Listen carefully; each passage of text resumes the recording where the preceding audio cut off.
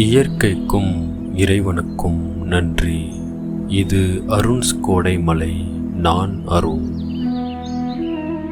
போன சில பதிவுகளில் விஸ்வாமித்திரரோட வாழ்க்கை வரலாறை சதானந்தர் ராமர்கிட்ட எடுத்து சொன்னதை கேட்டோம் இல்லையா? அதை தொடர்ந்து இந்த பதிவில் பாலகாண்டம் பகுதி 22 மற்றும் 23 சதானந்தர் ராமர்கிட்ட சொன்ன விஸ்வாமித்திரரோட வரலாற்றுக்கு சாட்சியா விஸ்வாமித்திரரே அமர்ந்திருந்தார். மேனகையால் தன்னோட தவ பலன்கள் போனது, அகங்காரத்தினால சிறிசங்குக்கு சொர்க்கத்தை உருவாக்குனது, அப்புறம் வசிஷ்டரை கொல்ல முயற்சி செஞ்சதுன்னு தன்னோட குறைகளை எல்லாரும் தெரிஞ்சுக்கிட்டாங்களேங்கிற எண்ணம் கொஞ்சமும் இல்லாமல் வேற யாரோ ஒருத்தரோட வரலாறை கேட்குற மாதிரி எல்லாத்தையும் துறந்த பிரம்மரிஷி நிலையில் எதனாலையும் பாதிக்கப்படாமல் அமைதியாக உட்கார்ந்துருந்தார் விஸ்வாமித்திரர். அவரோட வரலாறை கேட்ட ராமனும் லட்சுமணனும் விஸ்வாமித்திரரை வணங்கி தங்களோட மரியாதையை செலுத்தினாங்க. அப்புறம் எல்லோரும் ஓய்வெடுக்க போனாங்க. மறுநாள் காலையில் இடி இடிக்கிற மாதிரி முரசு ஒலிக்க இந்திரலோகம் போல இருந்த மணிமண்டபத்தில் யாகசாலையில் எல்லோரும் சந்திச்சுக்கிட்டாங்க. இப்போ ராமர் லட்சுமணனோட தந்தையை பற்றி சொல்லுங்கன்னு விஸ்வாமித்திரர்கிட்ட ஜனகர் கேட்டார். விஸ்வாமித்திரர் தசரத மன்னனோட வரலாறை சொல்ல ஆரம்பிக்கிறார். சூரிய குலத்தோட முதல் மன்னனான மனுவின் வழி வந்தவங்க தான் இவங்க. பூமியில் வாழ்கிற எல்லா உயிர்களுக்கும் பசிங்கிற துயரம் இல்லாமல் வாழ்கிறதுக்கும் பூமியில் எல்லா வளமும் பெருகும்படி ஆட்சி செஞ்ச புருது மன்னனும் இவங்க குலத்தை சேர்ந்தவர் தான். பாம்பை தன்னோட படுக்கையாக கொண்டிருந்த திருமாலோட திருவரங்கத்தை நமக்கு கொடுத்த இஸ்வாகு மன்னனும் இவங்களோட குலத்தை சேர்ந்தவர் தான். இந்திரனையே வாகனமாக கொண்ட காகுதன் இவங்களோட குலத்தவர் தான். புலியும் பசுவும் ஒரே நீர்நிலையில் தண்ணீர் அருந்துற மாதிரி அறத்தோட ஆட்சி செஞ்ச மந்தாதாங்கிற அரசனும் இவங்களோட குலத்தவர் தான். இந்திரனுக்குரிய நகரமான அமராவதியை அசுரர்கள் கிட்ட இருந்து மீட்டு கொடுத்த திலீபன் அரசனும் இவங்களோட குலத்தவர் தான். இவங்க குலத்தவர்களோட பெருமையை பல தலைகளுடைய ஆதிசேஷனாலும் கூட சொல்ல முடியாத பெருமை வாய்ந்த குலம் இவங்களுடையது. அரசர்கள்லேயே பெருமை வாய்ந்த தசரத சக்கரவர்த்திக்கும் கௌசலைக்கும் மகனாக பிறந்தவன் தான் ராமன். தசரத சக்கரவர்த்திக்கும் சுமத்திரைக்கும் மகனாக பிறந்தவங்க தான் லட்சுமணனும் பரதனும். தசரத சக்கரவர்த்திக்கும் கைகேயிக்கும் பிறந்தவன் தான் பரதன்.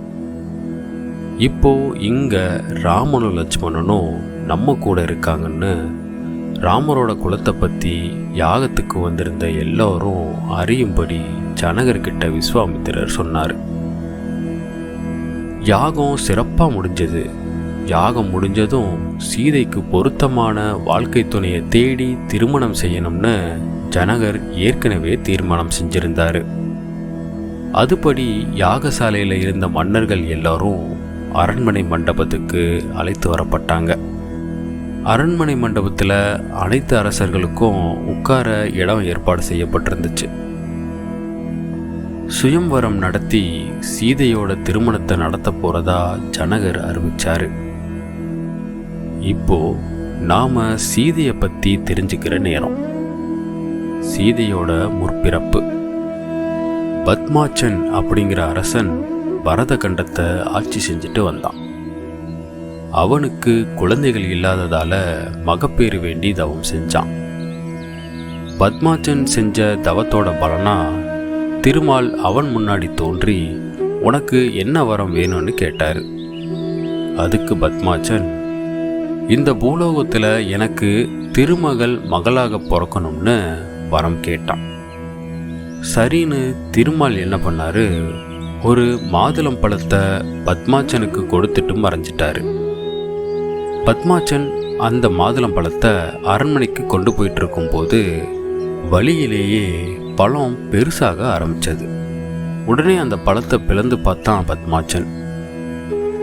அதுல ஒரு பாதி வளம் நிறைஞ்ச மாதுளை முத்துக்களும் இன்னொரு பாதியில குழந்தை இருக்கிறத பார்த்த பத்மாச்சன் ரொம்ப மகிழ்ச்சி அடைஞ்சான். பத்மாச்சன் அந்த பெண் குழந்தைக்கு பதுமைன்னு பேர் வச்சான். பதுமைனா சிலைன்னு அர்த்தம். சில வருஷங்கள் கழிச்சு பதுமைக்கு திருமண வயசு வந்துருச்சு. அதனால பத்மாச்சன் தன்னோட மகளுக்கு சுயம்வரம் நடத்தினான். அந்த சுயம்வரத்துக்கு 56 சிற்றரசுகள் வந்திருந்தாங்க.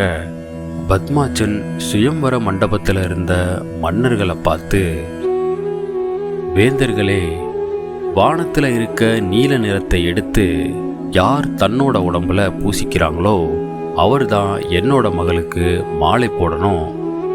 இது என்னோட மகளோட விருப்பம் அப்படின்னு சொன்னான். இது முடியாத காரியம்ங்கிறதுனால தங்களுக்கு வில் வாள் போட்டி இல்லைன்னா அறிவுத்திறன் தொடர்பான போட்டிகளை வைக்கும்படி கேட்டுக்கிட்டாங்க வந்திருந்த சிற்றரசர்கள்.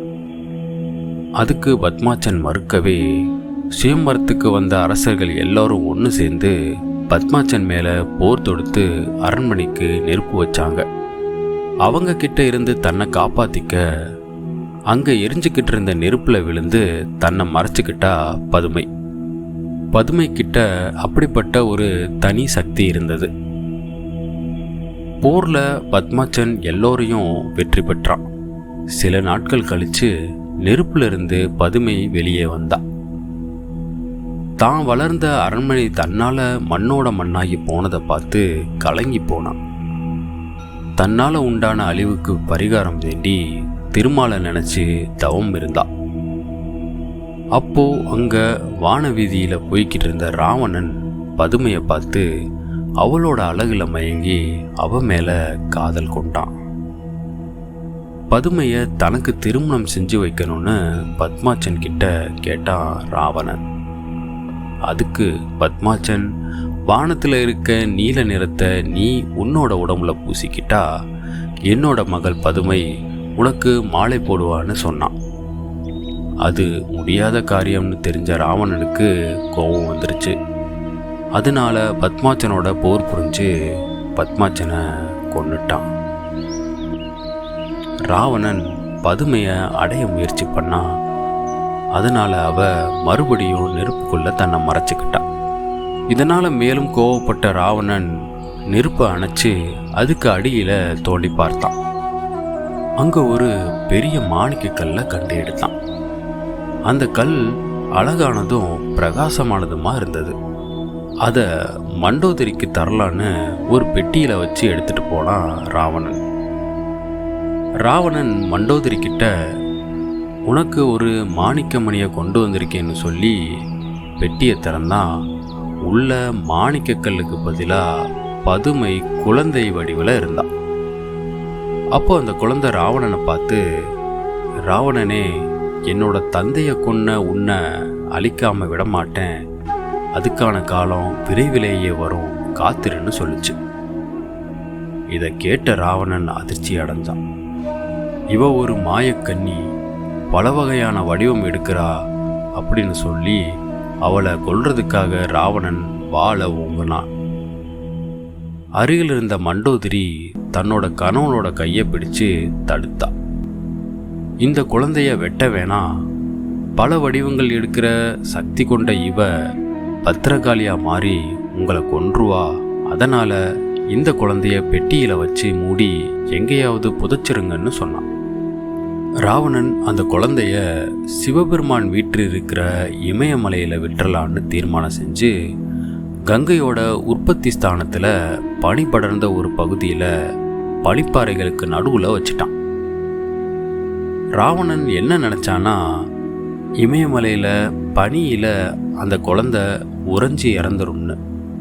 ஆனா அதுக்கு மாறா பனி உருகி கங்கை ஆத்துல அந்த பெட்டி மிதந்து போய் மிதிலை நகரை அடைஞ்சு அங்க ஆத்தங்கரையோரம் மண்ணுக்குள்ள புதஞ்சது. அப்போ மிதிலையை ஆட்சி செஞ்சவர் ஜனக மகாராஜா.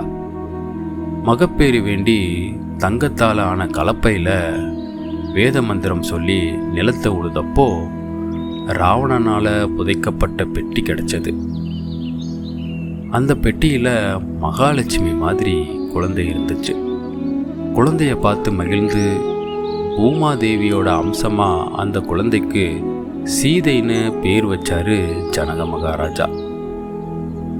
சில மாசங்கள் கழிச்சு ஜனகரோட மனைவி சுனைனா கருவுற்று ஒரு பெண் குழந்தையை பெற்றார். அந்த பெண் குழந்தைக்கு ஊர்மிளைன்னு பேர் வச்சாங்க. ஜனகரோட தம்பிக்கு 2 பெண் குழந்தைகள் பிறந்தாங்க. அவங்களுக்கு மாண்டவி, சுருககீர்த்தி அப்படின்னு பேர் வச்சாங்க. ஒரு நாள் 4 பெண் குழந்தைகளும் அரண்மனையில் ஒரு பந்தை வச்சு விளையாடிக்கிட்டு இருந்தாங்க. அப்போ சீதை தூக்கி எறிஞ்ச பந்து ஜனகரோட பூஜை செய்யும் சிவன் வில்லோட அடியில மாட்டிக்கிச்சு. சீதை ஊர்மிளை கிட்ட பந்தை எடுத்து போடுன்னு சொன்னான். அதுக்கு ஊர்மிளை, அக்கா, பந்து சிவவில்லோட கீழே மாட்டிக்கிச்சு. இந்த சிவவில்ல 60,000 பேர் சேர்ந்து தான் தூக்க முடியும்னு சொன்னான். ஒரு சின்ன பந்தை எடுக்க 60,000 பேர் வேணுமா அப்படின்னு சொல்லி அன்னம் போல நடந்து போன சீதை தன்னோட இடது கையால் வில்லை எடுத்து மூளையில் வச்சுட்டு பந்தை எடுத்தா. ஆனால் வில்லை பழைய மாதிரி மேடையில் வைக்க மறந்துட்டா சீதை. மறுநாள் காலையில் ஜனகர் பூஜை செய்ய வந்தப்போ சிவவில் மேடை மேலே இல்லாமல் ஒரு மூலையில் வைக்கப்பட்டிருந்ததை பார்த்து ஆச்சரியப்பட்டார். உடனே சேவகனை கூப்பிட்டு வில்லை யார் எடுத்ததுன்னு கேட்க, சேவகன் இங்கே யாரும் வரலேனும் சீதை தன்னோட தங்கச்சி ஊர்மிளையோட பந்து விளையாடிக்கிட்டு இருந்ததா சொன்னான். ஜனகர் சீதையை அழைச்சு வில்ல யார் எடுத்ததுன்னு கேட்டாரு. சீதை சொன்னா, அப்பா, நான் தான் வில்லை எடுத்து வச்சேன், என்னை மன்னிச்சிருங்க அப்பான்னு சொல்லிட்டு வில்ல தன்னோட இடது கையால் எடுத்து இருந்த இடத்துலையே வச்சா. ஜனகருக்கு இந்த நிகழ்வு பெரிய ஆச்சரியத்தை கொடுத்துச்சு. 60,000 பேர் தூக்க வேண்டிய இந்த வில்ல 5 வயசு சிறுமியான சீதை எந்த விதமான சிரமமும் இல்லாமல் தன்னோட இடது கையால் எடுத்து வச்சிட்டாலே, இந்த பெண்ணை யாருக்கு திருமணம் செஞ்சு கொடுக்கறதுன்னு யோசிக்க ஆரம்பிச்சிட்டாரு. அதனால் இந்த சிவவில்ல வளைக்கிறவனுக்கே பெண்ணை திருமணம் செஞ்சு தரணும்னு தீர்மானமும் செஞ்சார். பல அரசர்கள் வந்து வில்ல வளைக்க முயற்சி செஞ்சும் யாராலையும் வில்ல வளைக்கவே முடியலை. கவலை அடைஞ்ச ஜனகர் சீதையோட திருமணம் மங்களகரமாக நடக்கணும்னு சொல்லி சத்திர யாகத்தை தொடங்கினார். இந்த சத்திர யாகம் நல்லபடியாக நடந்து முடிஞ்சதால் இப்போ சுயமரம் நடக்க போகுது. யார் இந்த வில்ல முடிக்கிறாங்களோ அவருக்கே சீதையை திருமணம் செஞ்சு கொடுக்கறதா சபையில் எல்லா மன்னர்கள் முன்னாடியும் அறிவிச்சார். சரி நண்பர்களே, இந்த அளவோட கதையை முடிக்கிறேன். அடுத்த பதிவில் ராமர் வில்ல வளைக்கிற நிகழ்வை கேட்போம். காத்திருங்க. அதுவரை உங்களிடமிருந்து விடைபெறுவது நான் அருண். இது அருண்ஸ் கோடைமலை. நன்றி.